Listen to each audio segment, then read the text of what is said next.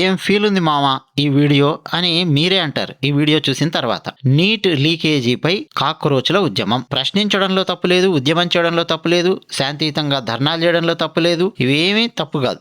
అయితే అందులో నరేంద్ర మోదీ గారి మీద, మోదీ గారి తల్లి మీద ఇష్టం వచ్చినట్టు బూతులు మాట్లాడడం, అశ్లీలమైన పదాలు ఉపయోగించడము, ఇష్టం వచ్చినట్టండి. కొంతమంది రెచ్చిపోయారు. ఇప్పుడు ఒక్కొక్కరికి కళ్ళు బయలు గమ్ముతున్నాయి. కొంతమంది మీద ఎఫ్ఐఆర్లు పడుతున్నాయి, కొంతమంది ఇంటికి డైరెక్ట్ గా వెళ్ళి ఆ కాలనీలలో ఉండే జనమే ప్రశ్నిస్తూ ఉన్నారు. అలాంటి కొన్ని వీడియోస్ ఈ వీడియోలో వేసి చూపిస్తాను, చూడండి. इस माहौल में मोदी को बुलाओ, उसकी गांड पे ब्लट बजाओ, मैं ये बोलना चाहूंगी. रुको जरा, सबर करो, बोला धक्का मुक्की नहीं करने का. अरे हो गरिया रे हा.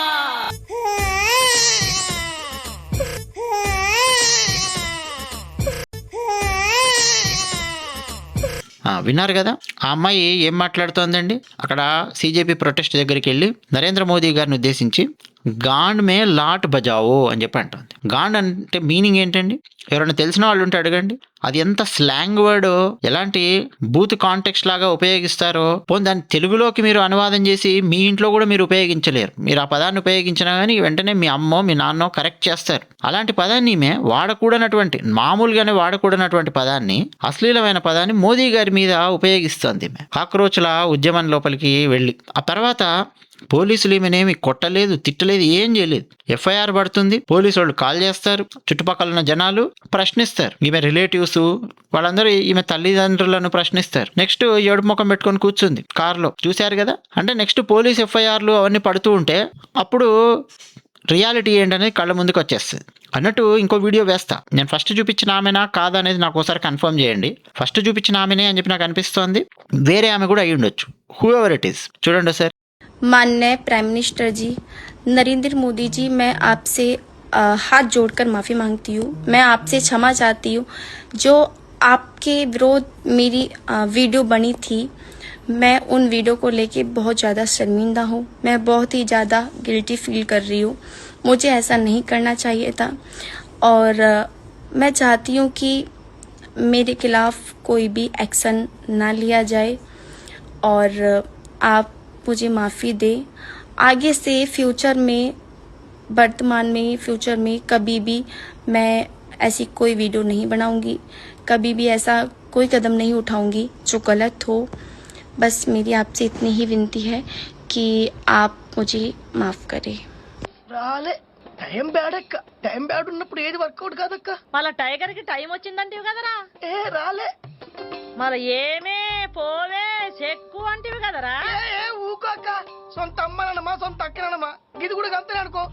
అబ్బా చూసారా, తెలుగులో చెప్తా మీకు. ఏమంటుందంటే ఫస్ట్ రాయండి, నేను ఫస్ట్ చూపించిన ఆమె ఈమె ఒకరేనా కాదా ఒకసారి కన్ఫర్మ్ చేయండి కామెంట్ సెక్షన్లో. ఏం చెప్తుందంటే, మోదీ గారు, ఇప్పుడు గారు అన్నీ వస్తాయి. మోదీ గారు, నేను నా చేతులు జోడించి మరీ మిమ్మల్ని క్షమాపణ అడుగుతూ ఉన్నాను. మీకు వ్యతిరేకంగా నేను చేసిన వీడియో మీద నేను సిగ్గుపడుతూ ఉన్నాను. నేను చాలా గిల్టీగా ఫీల్ అవుతూ ఉన్నాను. నేను అలా చేసి ఉండకూడదు. నా మీద ఎలాంటి యాక్షన్ తీసుకోకండి, నన్ను క్షమించండి. భవిష్యత్తులో నేను అలాంటి వీడియోలు చెయ్యను, భవిష్యత్తులో నేను ఎలాంటి తప్పుడు పనులు చెయ్యను. ఇదే నా వినతి, దయచేసి క్షమించండి. దాదాపు యాజ్ ఇట్ ఈస్గా ట్రాన్స్లేషన్ చేసి మీకు ఇచ్చానండి. మామూలుగా పొలిటికల్గా విమర్శిస్తూ ఏదైనా వీడియో చేస్తే పెద్ద ఇది కాదు, కానీ ఏమేం పదాలు ఉపయోగించి ఉంటుంది ఈమె, ఏమేం భాష వాడి ఉంటుంది, ఎందుకు బ్యాక్లాష్ వచ్చి ఉంటుంది ఒకసారి ఆలోచించండి. ఫస్ట్ ఆమె ఈమె ఒకరే అయితే మాత్రం మీకు అర్థమైపోవాలి ఎలాంటి పదాలు ఉపయోగించింది. ఒకవేళ వేరే ఆమె అయినా కానీ ఈ వీడియో పెట్టే పరిస్థితి ఎందుకు వచ్చింది అంటే, ఊరికే విమర్శిస్తూ వీడియో చేస్తే పోలీసులు ఎవరు వచ్చి కేసు పెట్టారండి. కేసు పెట్టేంత సీన్ లేదు. నువ్వు వాడే పదాలేంటి, కాంటెక్స్ట్ ఏంటి, మోదీ గారిని ఉద్దేశించి ఎలాంటి బూతు పదాలు ఉపయోగించుంటావు, లేకపోతే భారతదేశాన్ని నేపాల్ చేస్తాను అంటే రెచ్చగొట్టడం, విద్రోహకర శక్తులకు ఊతమిచ్చే విధంగా వీడియోలు చేస్తూ రెచ్చగొట్టడం. ఆలోచించండి, అది కూడా ఒక ఉద్యమం జరుగుతున్న టైంలో. నువ్వు నీట్ పేపర్ గురించి మాట్లాడు, లీకేజ్ గురించి మాట్లాడు, నెక్స్ట్ ఇంకా కఠినమైన చట్టాలు తీసుకురండి, ఉన్న చట్టాలను ఇట్లా ఇంప్లిమెంట్ చేయండి. ఎందుకు ఇంప్లిమెంట్ చేయట్లేదు, ఎందుకు లీక్ అవుతుంది ప్రశ్న వేయి. బట్ వీళ్ళు చేస్తున్న పని ఏందండి? నెక్స్ట్ చూడండి ఒకసారి, ఫుల్ మజా వస్తుంది ఈ వీడియో చూస్తే. చూడండి. अब अपना पिछवाड़ा तुम बचा के चलना मुझसे. दो दो लेके आई हूं ताकि एक टूट जाए तो एक बैक सपोर्ट में होना चाहिए. अब तुम अपने पिछवाड़े ना बचाना सुनीता भाई. ये वीडियो दिल्ली पुलिस तक जरूर पहुंचाओ. तुम्हें कसम है तुम्हारी, भारत माँ की कसम है तुम्हें। హలో హలో హలో ఏమిటండి ఏమిటా పని? కామన్ సెన్స్ ఉందా మీకు? ఈమె ఢిల్లీ పోలీసులకు వార్నింగ్ అండి. ఏది ఆ 2 రోజుల పాటు గోలా గలాట జరిగింది చూసారా, లాఠీ చార్జు. ఆ టైంలో ఢిల్లీ పోలీసులకు ఈమె వార్నింగ్ ఇస్తూ తన ఇన్స్టాగ్రామ్లో ఫేస్బుక్లో పోస్ట్ పెట్టింది. ఏమని తెలుగులో చెప్తా మీకు. నాకైతే ఈమె వ్యవహారం చూస్తే ఆగడు సినిమాలో మహేష్ బాబు చెప్పిన డైలాగ్ గుర్తొస్తుంది. ఏం డైలాగ్ కాంటెక్స్ట్ చెప్తా, మీరే రాయండి డైలాగ్, సిచ్యువేషన్కి సింక్ అవుద్ది డైలాగ్. ఏమంటుందంటే ఫస్ట్ ఈమె చేతుల్లో 2 లాఠీలు లాంటి కర్రలు పట్టుకుంది. వార్నింగ్ అనమాట పోలీస్కి. ఏ ఢిల్లీ పోలీస్ అని చెప్పి వార్నింగ్.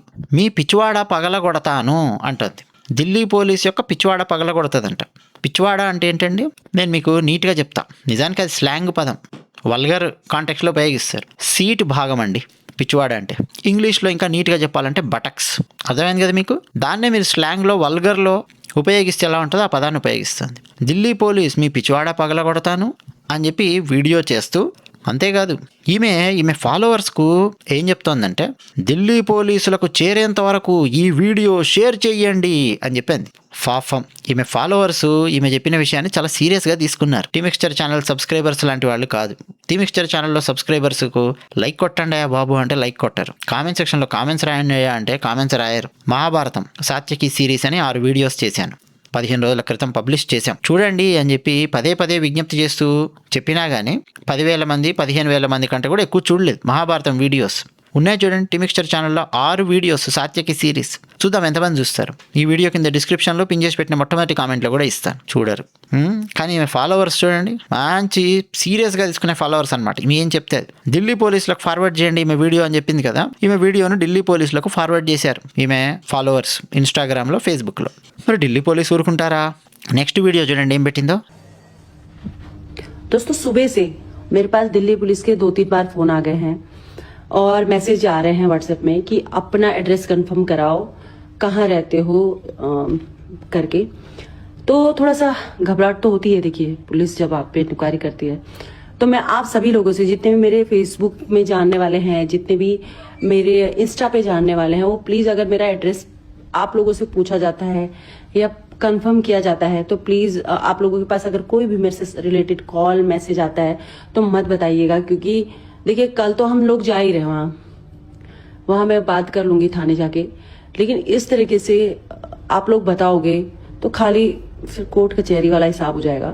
क्योंकि जब प्रोटेस्ट हो रहा था मेरे द्वारा भी हिंसा की गई थी।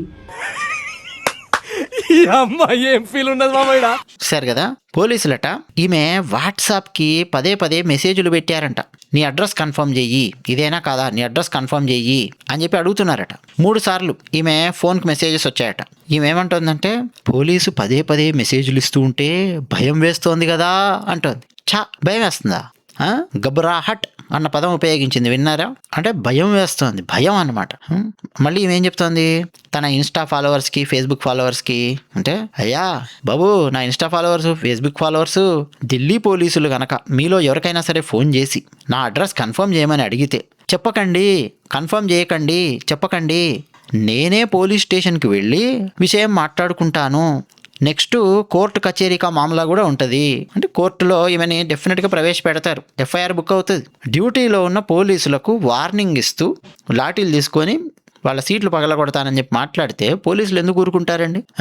ఈమె ఇంకో విషయం కన్ఫర్మ్ చేసింది, ఏంటో తెలుసా? తాను కూడా అంటే తన నుంచి కూడా హింస జరిగింది అన్న విషయం కన్ఫర్మ్ చేసింది.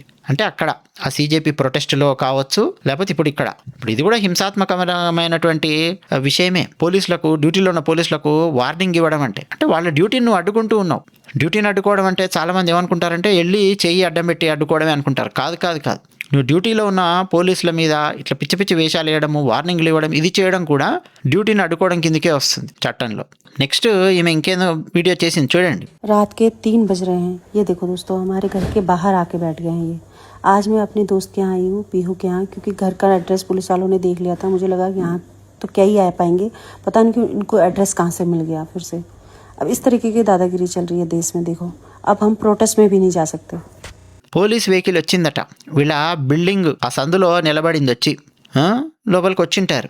దానికి సంబంధించిన వీడియో లేదు ఇంకా మన దగ్గర. సగం పరువు ఇక్కడే పోయింది. ఆమెనే వీడియోలు చేసింది, ఆమెనే పోలీసులు కాల్ చేశారన్న వీడియో చేసింది. ఎవరేం బయట పెట్టలా, ఆమె చేసిన వీడియోసే. బహుశా తీసుకెళ్ళి ఉండొచ్చు పోలీసులు, ఏదక్క కొట్టు అని చెప్పి 2 లాఠీలు అక్కడ పెట్టి ఉండొచ్చు, ఏది మా సీట్లు పగలగొట్టు చూద్దాం కానీ అని చెప్పి అడిగి ఉండొచ్చు. ఇక అక్కడ ఏం చెప్పిందో ఆమె స్టేషన్లో. నెక్స్ట్ అండి ఇది చూడండి, నరేంద్ర మోదీ గారి ఫోటోను వీడు సిగరెట్ వెలిగించుకొని కాలుస్తూ, ఆ ఫోటోను వీడు సిగరెట్తో తగలబెడుతూ స్టైల్గా సినిమాలలో యాక్టర్స్ చేస్తారే ఆ టైప్లో వీడు కటింగ్ ఇచ్చాడు. సిజేపీ ప్రొటెస్ట్ అదంతా అయిపోయింది.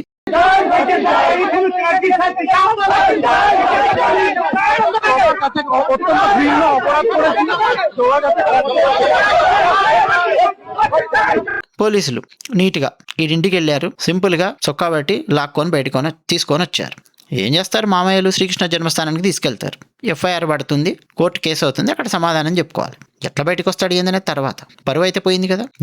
ఇంటి చుట్టుపక్కల వాళ్ళల్లో అందరు ప్రశ్నిస్తారు, రిలేటివ్స్ కానీ, వీడికేం మాయదారి రోగం పుట్టిందిరా, చదువుకొని ఏదో ఉద్యోగం చేసుకో, వ్యాపారం చేసుకొని పని చేసుకో, ఏంది పని అని చెప్పి. తర్వాత ఈ వీడియో చూడండి. అయితే ఈ వీడియోలో వీళ్ళు వెనక ఒక మ్యూజిక్ లాంటిది పెట్టారు. ఆ మ్యూజిక్ లాంటివి ఉపయోగిస్తే మనకు కాపీరైట్ ఇష్యూస్ అలాంటివి వచ్చే అవకాశం ఉంటుంది. అందుకని చెప్పి నేను దీన్ని మ్యూట్లో ప్లే చేస్తున్నా. మీకు కావాలంటే నా ఫేస్బుక్ పేజ్లో కానీ ఎక్కడ పెడుతున్నాను చూసుకోండి. హిందీలో మాట్లాడారు, తెలుగులో చెప్తున్నాను. నీట్గా మాట్లాడారండి.